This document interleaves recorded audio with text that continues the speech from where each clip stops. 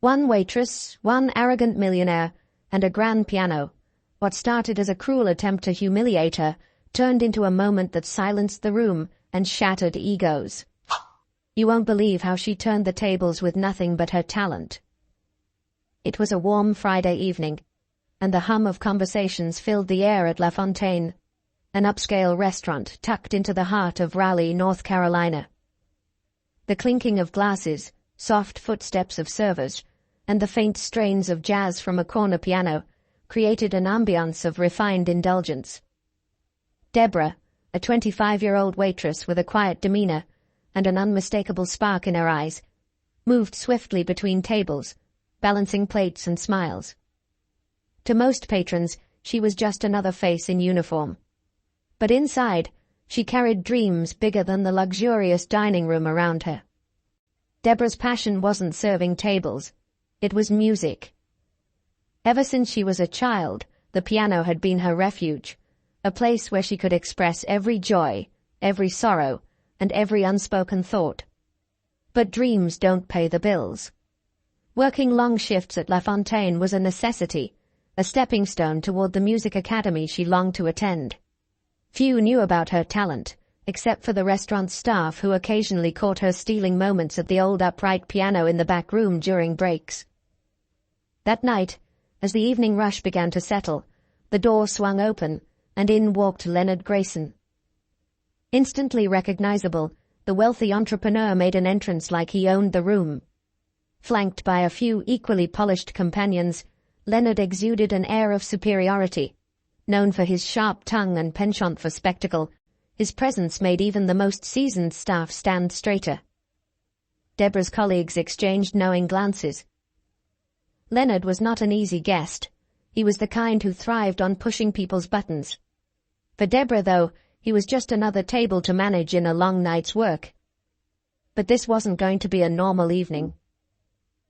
As Leonard scanned the room, his gaze landed on Deborah. Something about her seemed to catch his attention, a momentary pause, then a smirk. Deborah felt the weight of his stare but brushed it off, focusing instead on refilling water glasses and clearing plates. But Leonard wasn't done with her. He'd already decided she was going to be his entertainment for the night. Deborah had grown up in a small town in South Carolina, where dreams of grandeur often felt as distant as the stars. Her mother, a single parent and a tireless caregiver, had worked double shifts as a nurse to ensure Deborah and her siblings had food on the table. Despite their modest means, music had always been a constant in their home. Her mother's old vinyl records and the out-of-tune piano gifted by a neighbor were the seeds of Deborah's love for melody. That piano became her escape. While other kids played outside, Deborah spent hours teaching herself to play.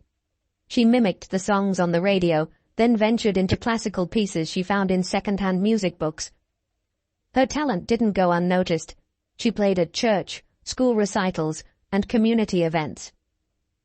But recognition couldn't mask the financial hurdles that loomed over her dreams. By the time she turned 18, the reality was clear.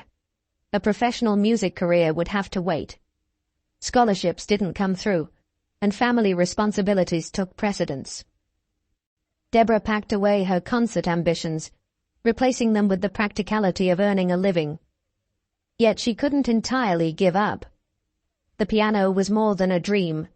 It was her identity.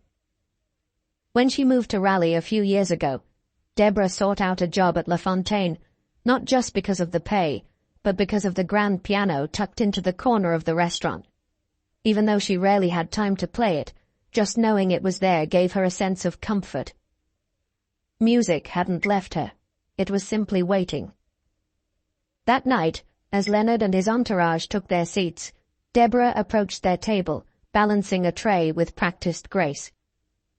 Leonard ordered a top-shelf scotch and cracked a joke loud enough for the nearby tables to hear. Deborah offered a polite smile as she took their orders, her voice steady despite the strange energy radiating from him.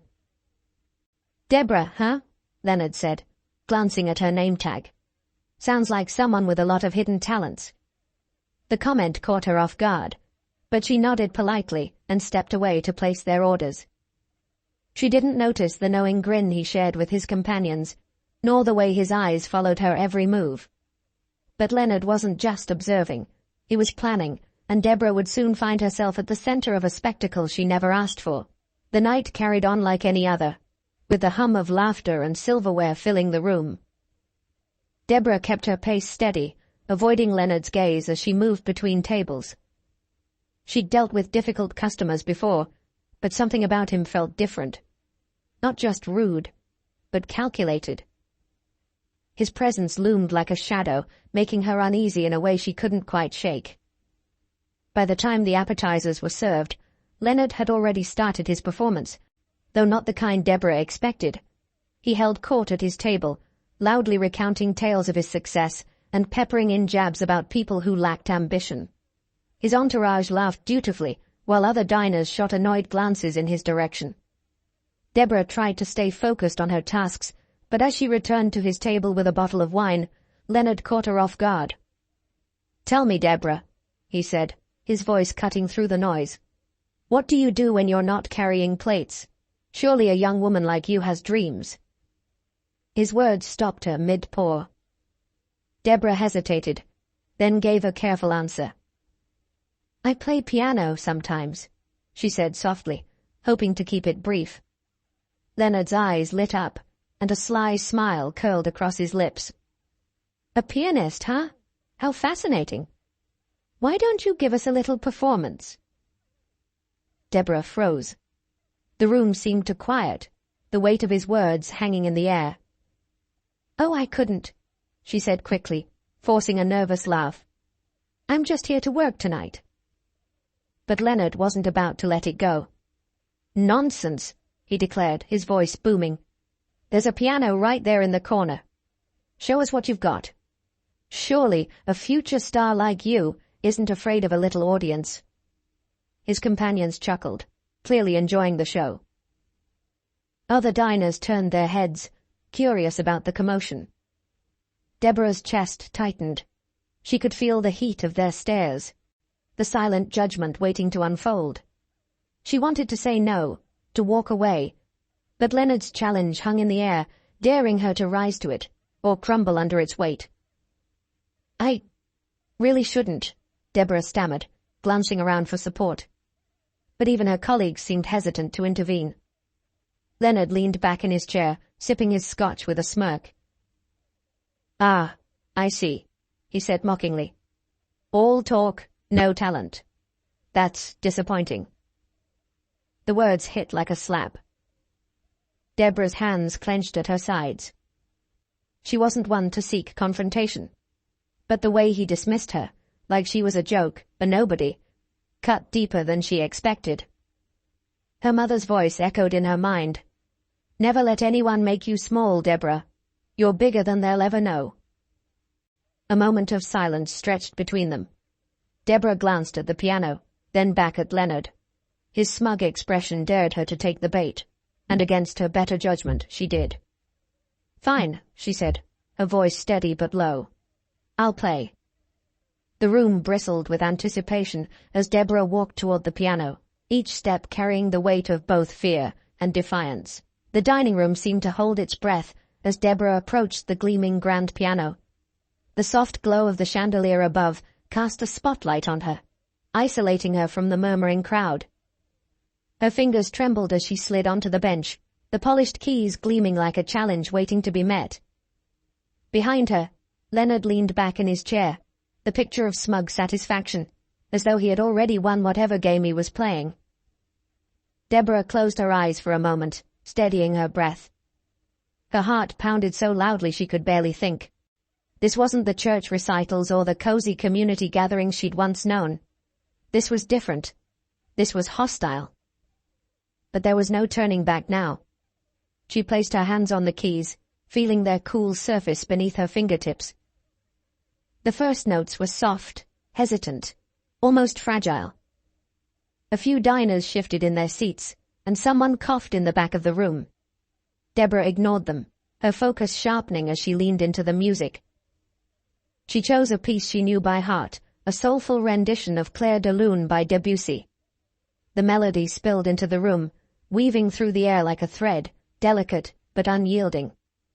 As her confidence grew, the music swelled. Her hands moved with a grace that belied the chaos inside her, the notes pouring out like a confession. Each chord seemed to carry a piece of her story. The sacrifices her mother made, the nights she spent practicing in a cramped room, the weight of dreams deferred but never abandoned. The diners fell silent, their earlier chatter replaced by a collective stillness. Even Leonard, who had been whispering to his companions, went quiet. Deborah didn't need to look at him to feel the shift in the room.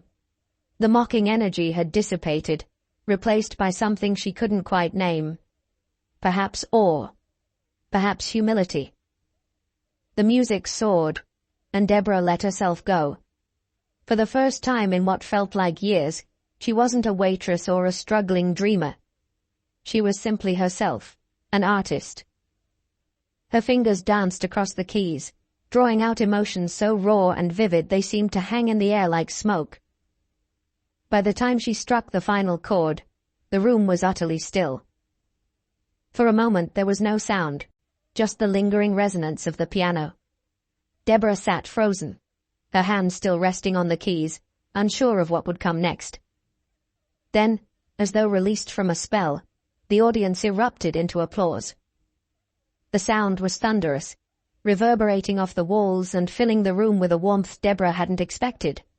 Some diners stood, clapping with a fervor that brought tears to her eyes. Her co-workers, who had been watching from the sidelines, joined in, their faces lit with pride. Leonard, however, remained seated. His smirk was gone, replaced by an expression Deborah couldn't quite decipher. Part shock, part discomfort. He raised his hands and clapped slowly, a hollow sound compared to the cheers around him. But even his hesitant applause couldn't overshadow what Deborah had just done. She had reclaimed her voice, and no amount of condescension could take that away. As the applause began to fade, the room seemed to exhale collectively. Deborah slowly stood, her knees still trembling but her back straight. She glanced around, and for the first time that evening she truly saw the people watching her, not as spectators, but as witnesses. Their expressions carried something new: admiration, respect, and even a hint of awe. She didn't look at Leonard right away. Instead, she gave a small, polite nod to the diners who had clapped the loudest, her lips curving into a faint smile. It wasn't pride she felt, but relief. Relief that she hadn't let fear silence her. But then, as though magnetized, her gaze shifted to Leonard. He was still seated, his hands clasped in front of him on the table. The confident smirk he'd worn so brazenly earlier was nowhere to be seen. Instead, his face was a mask of forced neutrality, as though he couldn't decide whether to admit his misstep or double down on his arrogance. "Well," Leonard finally said, his voice louder than it needed to be, breaking the fragile silence that had settled over the room. "That was unexpected." He chuckled lightly, though it lacked its usual bravado. "I suppose talent really does come from the most surprising places." The comment landed like a dull thud. His companions exchanged awkward glances, unsure whether to laugh or stay silent. Deborah tilted her head slightly, studying him. His words were meant to be an olive branch, but they were hollow, weighed down by his inability to truly own the moment. "Thank you," Deborah said, her tone steady and deliberate. There was no warmth in her voice, but no hostility either. She wasn't about to let him pull her back into the smallness he'd tried to impose. Her performance had spoken louder than any rebuttal she could offer. Leonard cleared his throat, clearly uncomfortable under the weight of the room's collective gaze. He gestured toward the waiter for another drink, a flimsy attempt to regain his composure. "You've got quite a gift," he added, almost begrudgingly. Deborah nodded once, her gaze unwavering. "Everyone has a gift," she said, the weight of her words deliberate. "It's how you choose to use it that matters." The room seemed to hold its breath again, the subtle sting of her response rippling through the air. It wasn't loud, it wasn't aggressive, but it was enough. Leonard shifted in his seat, his usual air of dominance slipping further with each passing second. the diners began to turn their attention back to their meals, though the energy in the room had shifted entirely. Where there had once been the quiet hum of privilege and pretense, there was now something richer, a shared understanding, perhaps even respect, for the waitress who had reminded everyone of the power of authenticity. But Leonard wasn't just humiliated. He was exposed, and no amount of charm could shield him from the truth everyone in the room now saw.